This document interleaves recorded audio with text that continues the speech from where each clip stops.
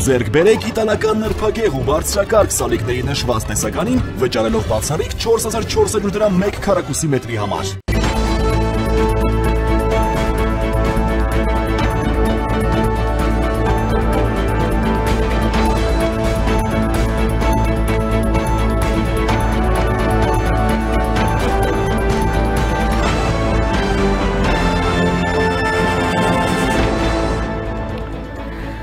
Զանգեզուր կկոչվի, թե այլ բան պետք է ընդգծեն, որ մենք չենք ընդունում որևէ փոփոխություն տարածաշրջանի աշխարհառազմավարական լանդշաֆտում։ Երևանյան երկխոսություն 2025 միջազգային համաժողովի պանելային քննարկման ժամանակ հայտարարել է Իրանի փոխարտգործնախարարը։ Եթե Սահմանադրական դատարանը որոշի խաղաղության պայմանագիրը չի համապատասխանում մեր սահմանադրությանը, կնախաձեռնենք փոփոխություններ։ Նախորդին Երևանյան երկխոսություն 2025 թվական միջազգային համաժողովի շրջանակներում հայտարարել է Նիկոլ Փաշինյանը։ Մայրաքաղաք Երևանում ժամը 15:00, այսօր մայիսի 27-ն է, երեքշաբթի։ Ես Սիրանուշ Պապյանն եմ, ուղիղ եթերում քննարկում ենք անցնող ժամերի ամենակարևոր իրադարձությունները։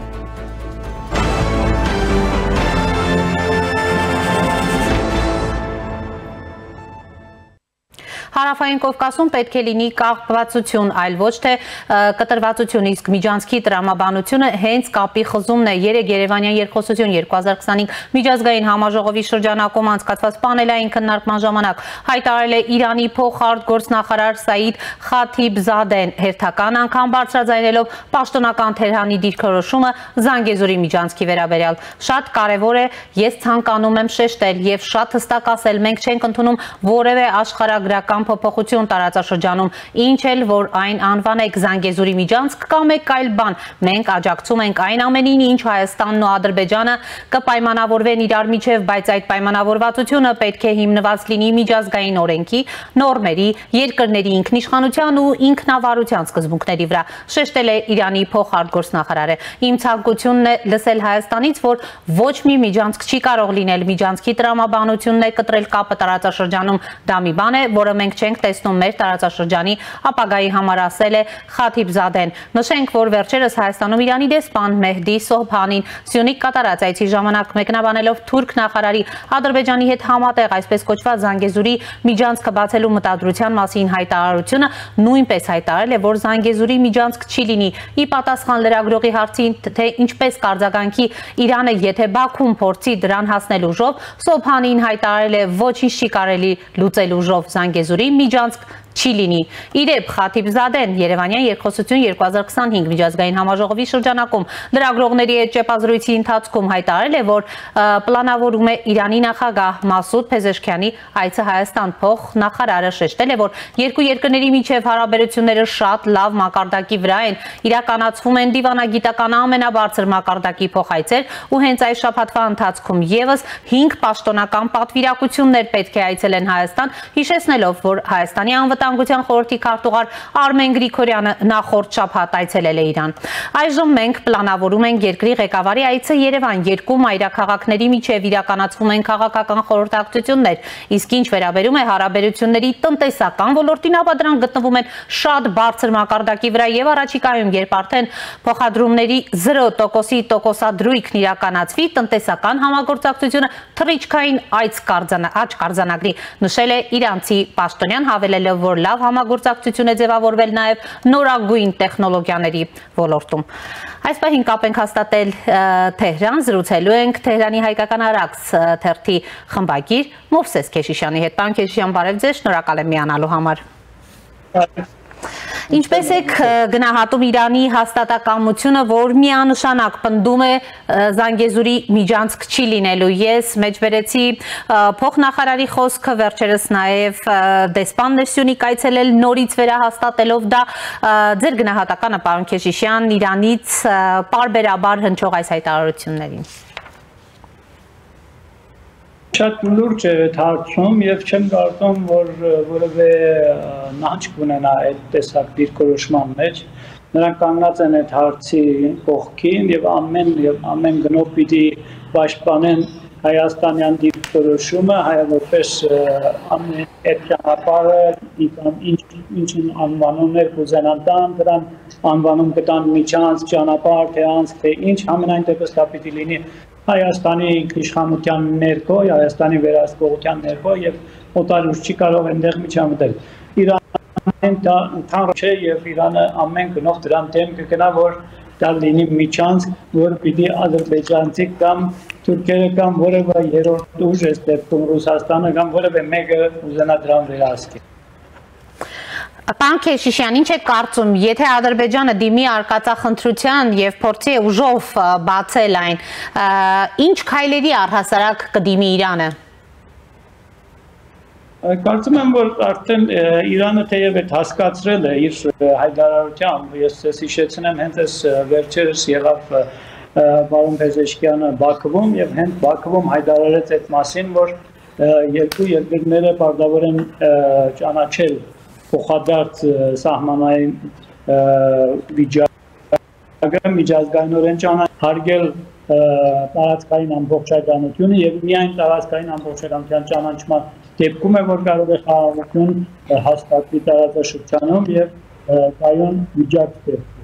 Այսինքն Իրանը ոչ միայն դա հայտարարում է Հայաստանի հետ զրույցի ընթացքում որպես լոկ զրույց, այլ հստակորեն որպես իր դիրքորոշում հայտարարում է նաեւ Բաքվում եւ Բաքվին հասկացնել է տալիս, որ եթե պետք լինի նաեւ պատրաստ է միջամտելու այդ հարցում։ Թե միջամտելու տարբերակները որոնք կարող են լինել։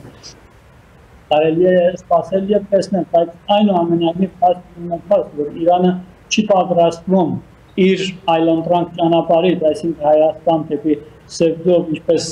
խոսեց նաեւ դադեմ իր ելույթում, այսպես ասած լազանցնի թողնել դրան, որովհետև դրանում ինքը շատ մեծ շահ ունի եւ չի պատրաստվում այդ քանի հազարամյա ունեցած բարեկամական հարաբերությունները Հայաստանի հետ եւ այդ սահմանը, որ խոսվում է որպես բարեկամության սահման, դրան կորցնել, որովհետև դրա կորցնելը համարում է Իրանի վնասին եւ ամեն ինչ կանի դրա պահպանման համար։ Տեսեք, պարոն Քեշիշյան, նախատեսվում է Իրանի նախագահի այցը, փոխարտգործնախարարը ըստ էության ասաց այդ մասին, ինչ եք կարծում, Փեզեշքյանի օրոք մինչև ուր կհասնեն հայ-իրանական հարաբերությունները, հայ-իրանական հարաբերությունների այսպես նոր մակարդակ կտեսնենք, թե ոչ ձեր գնահատմամբ։ Ես կարծում եմ անպայման դրան կտեսնենք, ականատես կլինենք մենք դրան, որովհետև եթե մենք նայենք դեպի անցյալ, Իրանը ուղղակիորեն այդ տարածաշրջանը թողել է ռուսական ազդեցության ներքո եւ այդպես էլ իրագազարություն, միջամտություն, ներկայություն չուներ այնտեղ, որոշ մասներ նաեւ ռուս-թուրքական համատեղ, այսպես ասած, շակերտյալ ջանքերի արդյունքում Իրանը դուրս է մնացել։ Իսկ այսօր Իրանը հասկանալով, որ այն վստահությունը չի կարող ունենալ այդ մրցակից եւ նաեւ դեր ուժերի նկատմամբ, որոնք տարածաշրջանում փորձում են իրենց կամքը պարտադրել, ինքը ուղղակի աշխուժ արդեն ներկայանում է տարածաշրջանում, փորձում է շատ հստակորեն ցույց տալ իր ուղղությունը, մոտեցումները եւ հստակորեն նաեւ այս հավասարակշիռ քաղաքականություն հետևելով եւ Ադրբեջանին եւ Հայաստանին հասկացնել է տալիս, որ ինքը չի պատրաստվում ընդունել որևէ փոփոխություն տարածաշրջանում եւ այդ հարցում մենք կարող ենք այսպես ընդհանուր գեդեր ավելացնենք, որ որքանով այստեղ Իրանը իր ազդեցությունը, իր ներկայությունը կզորացնի Ադրբեջանում, նույնքան դրանից կշահի Հայաստանը նաև։ Իսկ որքանով Հայաստանի հետ կզորանան այդ հարաբերությունները եւ ազդեցությունները, դրանից վնասվող կողմը հաստատ լինելու է Ադրբեջանը։ Եվ Իրանը փաստորեն այսօր գնում է դեպի դրան։ Դա երևելի է ոչ միայն քաղաքական վերջին աշխուժություններում, տեսեք, եղավ զորավարժություններ Իրանի եւ Ադրբեջանի միջև, նույն ժամանակ Իրանի պաշտպանության նախարար հայտնվեց եւ դրա շարունակության մեջ, երբ որ ասենք ինչպես իշադագետի Փեզեշքյանը հայտնվեց Բաքու եւ այնտեղ հայտարարեց սահմաններին հարգելու կարևորությունը եւ տարածքային ամբողջականության պարագան։ Նույն շարանը, եթե մենք տարենք իրար կողքի կտեսնենք նաեւ Իրան-Ամերիկայի խոսության մեջ այլ հարցերը բոլորը օգնում են նրան, որ Իրանը արդեն հստակորեն իր նոր դիրքորոշումներով հանդես գա, ավելի աշխուժ դերակատարություն ունենա տարածաշրջանում, որ կարծում եմ ամենայն դեպս կլինի Հայաստանի օգտին եւ սա նաեւ կտանի դեպի նրան, որ Իրան-Հայաստան հարաբերություններ ավելի բարձր մակարդակի հասնեն։ Թեև արդեն հնուց ի վեր հայ-իրանական հարաբերությունները քաղաքական առումով բարձր մակարդակի են, ինչպես շեշտում են երկու երկրների նաև ղեկավարները եւ քաղաքական այրերը, բայց այլ դաշտերում կարծում եմ, որ պետք է ավելի եւ ավելի աշխույժ լինեն, հայկական կողմը կարող է ավելի ընդարձակել եւ տնտեսական առումով իր հարաբերությունները իրանական կողմի հետ եւ ոչ միայն այլ անվտանգային ասպարեզում բավական գործ կանելի եւ կարծում եմ, որ կարելի է այդ գործը առաջ տանել եւ ավելի բարձրացնել հարաբերությունների մակարդակը բոլոր ոլորտներում։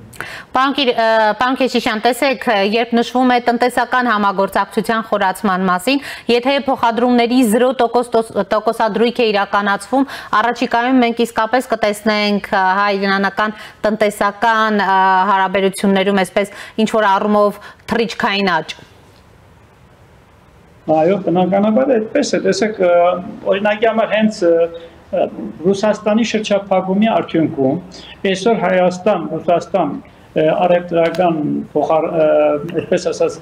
փոխադարձ ապրանքափոխ մակարդակը բարձրացել է։ Իսկ հիմա պատկերացրեք Իրանը ուզում է Հայաստանի միջոցով հասնել եվրասիական շուկա, որը հաշվում է ավելի քան 200 միլիոնանոց շուկա։ Բնականաբար այդ ապրանքափոխման մեջ Հայաստանն իր շահն ունի։ Եվ ուզես թե չուզած ինքնաբերաբար այդ մակարդակը տնտեսական եւ ապրանքափոխադրման տեսակետից եւ տնտեսական հարաբերությունների տեսակետից կբարձրացնի եւ այդ բարձրացումը իօգուտ եւ Հայաստանի կլինի եւ Իրանի եւ կկայունացնի Իրանին եւ Հայաստանի տնտեսությունը եւ բնականաբար ավելի եւ ավելի իրար կկապի ու նաեւ անվտանգության առումով կզորացնի Հայաստանի։ Այդ առումով կարծում եմ, որ բնականաբար այդպես է, այսինքն եթե Իրանը արդեն որպես Եվրամիության ներողություն Եվրասիական տնտեսական միության ճակատում իր որոշակի դերակատարությունը ներկայությունն ունի, արդեն հարաբերվում է եւ այդ նամանավան մաքսական զեղչեր կան այնտեղ բնականաբար Իրանին թույլ կտա ավելի աշխույժ ներկայանալ այդ շուկա իր արտադրանքը տեխնոլոգիան հասցնել մինչև Ռուսաստան եւ այլ երկրներ, որը եթե դրանում այդ կամուրջի կամ այսպես ասած այն հիմնական բազայի դերը, որտեղից կարողանա իրանական ապրանքը արտացվել այլ երկրներ, դա դերի Հայաստանին օգուտ եւ Իրան-Հայաստան տնտեսական հարաբերությունների զարգացում եւ ընդլայնում։ Տեսեք, պարոն Քեշիշյան, վերջերս հայ-իրանական զորավարժություններ տեղի ունեցան, դուք նշեցիք Իրան-Ադրբեջան զորավարժությունների մասին, տեղի ունեցան նաև հայ-իրանական զորավարժություններ եւ Հայաստան էր ժամանել Իրանի պաշտպանության նախարարը նաև, ընդհանրապես Հայաստան-Իրան հարաբերություններում դուք ինչպիսի ռազմական ոլորտում ինչպիսի համագործակցության խորացման հնարավորություններ եք տեսնում, դրա ապագան ինչպիսին է, համեցեք։ Ես կարծում եմ նկատի ունենալով, ինչպես ասացի խոսքերիս մեջ, իրանական կողմի որդեգրած հավասարակշիռ քաղաքականությունը, հայկական կողմը կարող է ավելի դաշտում հարությունները Իրանի հետ, որոշակի ոչ միայն հենց զինվորական ռազմական առումով, այլ ռազմատեխնոլոգիայի առումով, ինչու ոչ այդ դաշտում եւ գիտական փորձերի առումով եւ տեխնոլոգիայի գնելու առումով շատ կարող են հարաբերություններ եւ երկու կողմերն էլ դրանից կարող են հաստորեն օգտվել, շահ ունենալ։ Փաստորեն ամենայն դեպս այսօր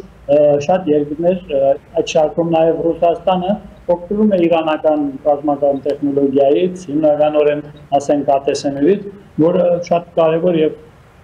զարգաց տեխնոլոգիա ունի։ Այլ դաշտերում էլ մենք տեսնում ենք արդեն իրանական աշխուժությունը հրթիռների պարագային, գիտեք, որ արդեն բավական շատ հեռահար հրթիռների կարողություն ունի Իրանը եւ ոչ միայն հրթիռների, մնացյալ այլ պարագաների, որ Հայաստանը կարող է եւ փորձից եւ ամենևս համակողմանիորեն բոլոր հնարավորություններից օգտվել, սկսած եզերական իրենց կարողություններից մինչև ցամաք կամ այլ դարաշներ։ Ամենայն դեպս կարծում եմ շատ լայն է այդ դաշտը եւ կարելի է այդ դաշտից օգտվել։ Պարոն Քեչիշյան, իսկ առհասարակ Փեզեշքյանի այցը ինչ կարող է տալ կողմերին, այս այցը տևական ժամանակ սպասվում էր, բայց գիտենք, որ Փեզեշքյանը այցելեց մի շարք երկրներ, դեռ որ Հայաստան առաջիկայում միայն պիտի այցելի, ինչով էր այս ձգձգումը որոշակի պայմանավորված։ Ես կարծում եմ, որ որոշակի չեն ուզեցել այդպես վիճակը ասենք որոշ կողմերի նուրբ կետերի վրա խաղալ, բայց եւ նույն ժամանակ հասցնում են դեպի նրան, որ ցույց տան, որ իրենք իրենց հստակ եւ բազմավեկտոր քաղաքականություն են վարում եւ բոլոր կողմերի հետ հավասարակշիռ քաղաքականություն են առաջ տանում։ Այս փաստ ես կարծում եմ պիտի գրանցել են շարքում, որ Իրան-Հայաստան հարաբերությունները հենց քաղաքական դաշտում եւ նաեւ այլ դաշտերում գնալով ավելի եւ ավելի բարձր մակարդակների է հասնում։ Ես կարծում եմ նաև կարևորելով այն փաստը, որ Իրան-Հայաստան հարաբերություններում շատ կարևոր է նաև Իրանի հարավը, այսպես ասած, այդ միջանցքների պարագան, որ այսօր միջազգային ասպարեզում արդեն շատ կարևոր հարց է եւ ցույց է կրվախնդրներից մեկը, որ այսօր աշխարհում բոլորը դրա մասին խոսում եւ ընդանում նույնիսկ շատ կարևոր է նաև Հայաստանի գիծը։ Ես կարծում եմ, որ որպես լրացուցիչ դեմքեր նախագահի հետ կլինեն անպայման նաև ճերի նախարարը եւ այլ նախարարներ, որոնք պիտի ավելի եւ ավելի ամրապնդեն Իրան-Հայաստան հարաբերությունները տարբեր ոլորտներում։ Հիմա մնում է այստեղ նաև հայկական կողմի եւ մոտեցման եւ դիրքորոշումների, թե ինչքանով կկարողանա այս հարաբերություններից ավելի ճիշտ օգտվել եւ կապերը ավելի ամրապնդել, արդեն իսկ մենք գիտենք, ինչպես հայկական կողմը նաև հետևում է իր բազմավեկտոր քաղաքականության մեջ, քաղաքականությունը, այդ բազմավեկտոր քաղաքականությունը նաև կարծում եմ շատ լավ հասկանալի է բոլոր կողմերին, նամանավանդ ասենք արևմտյան կողմին եւ Հայաստանը սահմանափակում չունի առումով Իրանի հետ ստելու համար եւ կարող է իր ծրագրերը առաջ տանել իշա երկու երկրների։ Շնորհակալ եմ, պարոն Քեչիշյան, զրույցի համար։ Կապ ենք հաստատել Իրան, Թեհրան, զրուցում ենք Թեհրանի հայկական Արաքս թերթի խմբագիր Մովսես Քեչիշյանի հետ։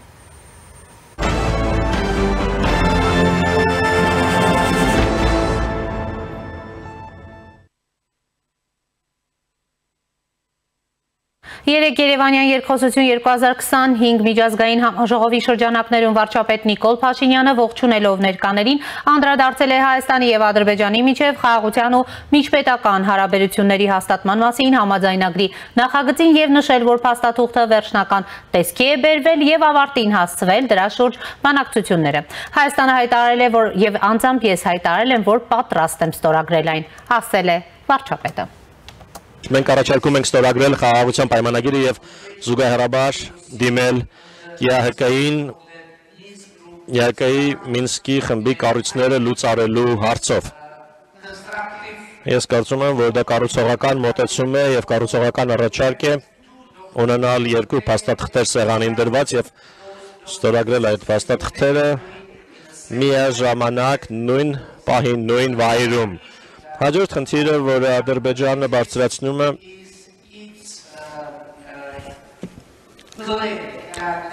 իր այն պնդումն է, թե Հայաստանի Հանրապետության սահմանադրությունը իբրև պարունակում է Ադրբեջանի նկատմամբ տարածքային պահանջներ։ Ընդհանուր առմամբ պարզ է նաև, որ կողմերը պետք է որևէ տարածքային պահանջ միմյանց նկատմամբ չունենան եւ դա շատ կարևոր նախապայման է խաղաղության համար։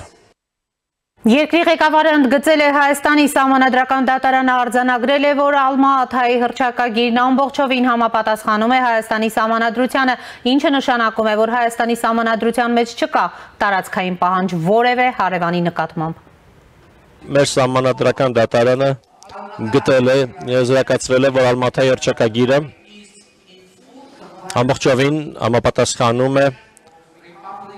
Հայաստանի Հանրապետության սահմանադրությանը, որը նշանակում է, որ Հայաստանի Հանրապետության սահմանադրության մեջ չկա տարածքային պահանջ որևէ հարևանի նկատմամբ, քանի որ Ալմա-Աթայի հռչակագիրը նշանակում է, որ անկախ Հայաստանի տարածքը եւ անկախ Ադրբեջանի տարածքը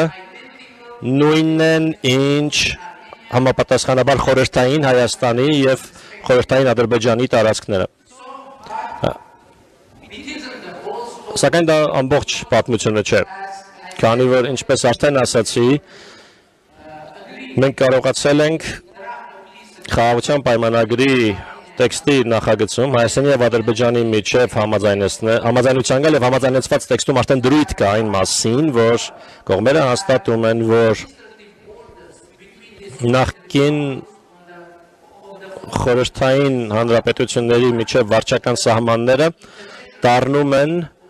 համապատասխան անկախ պետությունների միջազգային սահմաններ եւ կողմերը ճանաչում են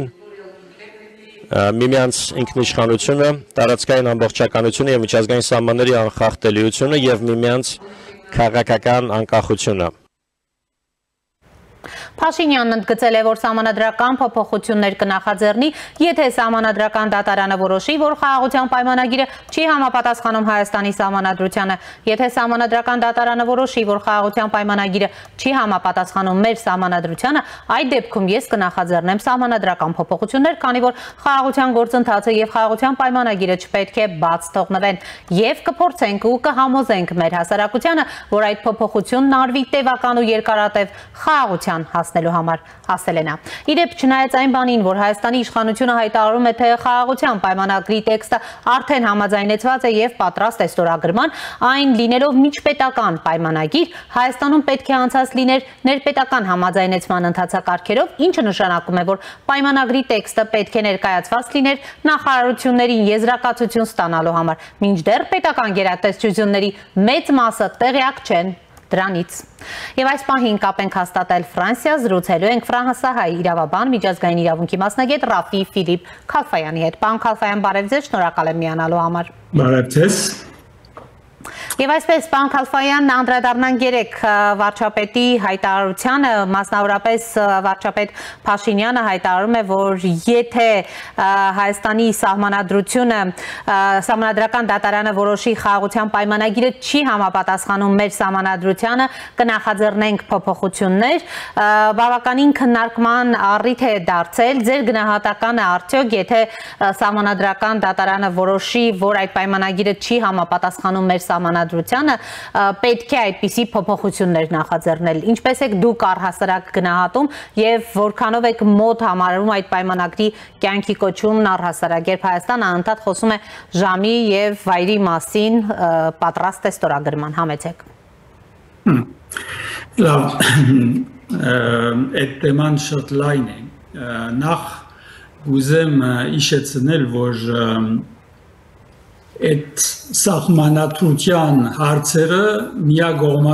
միակողմանի չեն։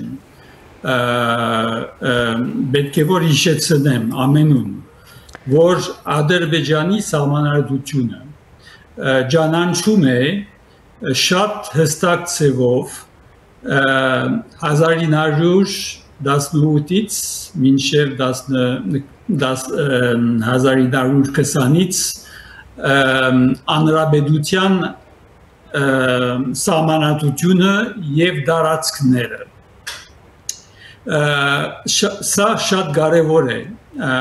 որովհետեւ ընդլայնենք այդ թեման, որովհետեւ եւ որ Ադրբեջանը անդամակցավ ՄԱԳ-ին։ Գրգին ասեց, որ Ադրբեջանի սահմանությունը ճանաչե այդ առաջին անհրաժեշտության անկախությունը եւ դարածքները եւ հստակ մերժեց սովետական անհրաժեշտությունների դարածքները եւ սահմանությունները։ Այսինքն այսօր Հայաստանը ասում է մենք պատրաստ ենք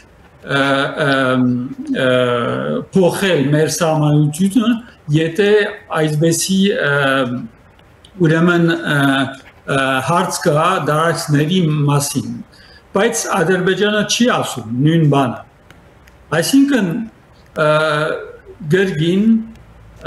ոչ հավասար պայմանների մեջ այդ խոսակցությունները տեղի ունենան։ Եվ շատ հստակ է, որ առաջին հանրապետությունը 18-20 անցյալ դարի գբանչեր թե Արցախը, բայց նաև Հայաստանի մի մասը մաս կգազմի այդ հանրապետության։ Ուրեմն իմաստ չունի այդ խոսակցությունները, այսինքն այսօր Հայաստանը պատրաստ է փոխել իր սահմանությունը, բայց Ադրբեջանը պիտի փոխի։ Այսինքն երևի եթե փոխենք 10 տարի անցին Ադրբեջանը պիտի ասե, բայց ես ոչ մի ծեր դարածքը երբեք չեմ ճանաչել։ Ուրեմն ասմեք, երրորդ այդ խաղաղության դաշնակիրը, տեքստը ոչ մեկը չի տեսել եւ այսօրվա ընդունված տեքստը իրավական գոյություն պիտի չունենա մինչեւ որ ժողովուրդը, այսինքն Հայաստանի ժողովուրդը այդ տեքստը իր ցերկը ունենա եւ իր գարձիկը դա եւ կնահատի այդ տեքստը եւ հոս ուրեմն գմտնենք վարչապետը գմտնե հագա դեմոկրատիկ process-ի մեջ ասում է որ ես այս տեքստը պիտի դամ սամատադան տադարանը բայց ժողովուրդը չտեսավ այդ տեքստը եւ այդ տեքստը միայն ժողովուրդը գնա ուրեմն ընդունել գիշեցնեմ որ սահմանությունները միայն ռեֆերենդում միջոցով կգնա ընդունել ուրեմն շատ դավոյնակ գասության մեջ ենք թե հագադեմոկրատիկ թե ոչ հավասար ուրեմն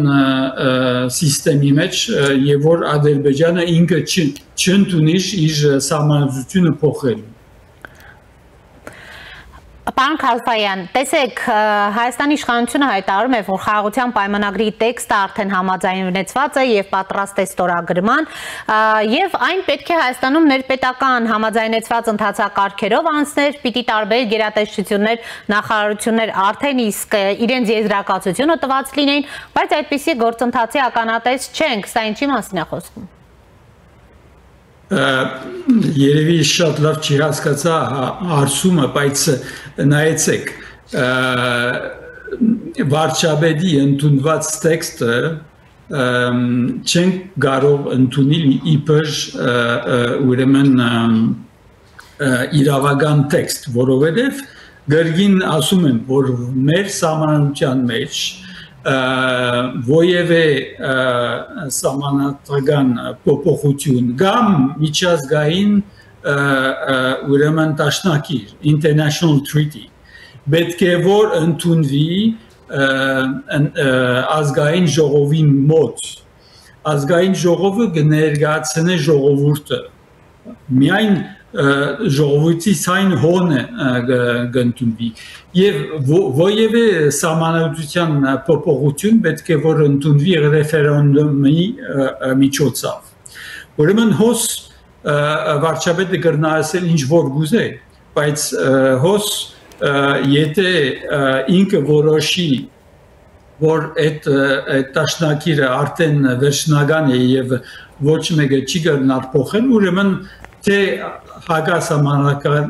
հագասահմանություն է եւ երկրորդ հագադեմոկրատիկ է Պարոն Քալֆայան, առհասարակ դուք իրատեսական համարում եք այդ պայմանագրի կյանքի կոչումը, մեր իշխանությունները լիահույս են, որ այն ուրվոր է կյանքի կկոչվի, բայց ադրբեջանական կողմից այդպիսի պատրաստակամություն չի նկատվում։ Ինչի մասին եք խոսում, խաղաղության Այո։ Ես անձնապես իմ գարձիկս վաղուց դվել եմ այսօր մասին երբեք խաղաղություն եւ այսինքն դեվական խաղաղություն բիդի չի լինի մինչև որ Ադրբեջանը չի տատաղեցնե իր ադելության քաղաքականությունը հայերի անտեպ ուրեմն այս ներգայիս գարավարությունը ովևէ տեքստ գրնա ստորագրել բայց խաղաղություն պիտի գարանտիները պիտի չլինեն Շնորհակալ եմ պարոն Քալֆայան զրույցի համար հիշեցնեմ կապ էինք հաստատել Ֆրանսիա զրուցում ենք ֆրանսահայ իրավաբան միջազգային իրավունքի մասնագետ Ռաֆի Ֆիլիպ Քալֆայանի հետ Այս ժամի համար այսքանն էինք նախատեսել հետևեք մեր թողարկումներին կհանդիպենք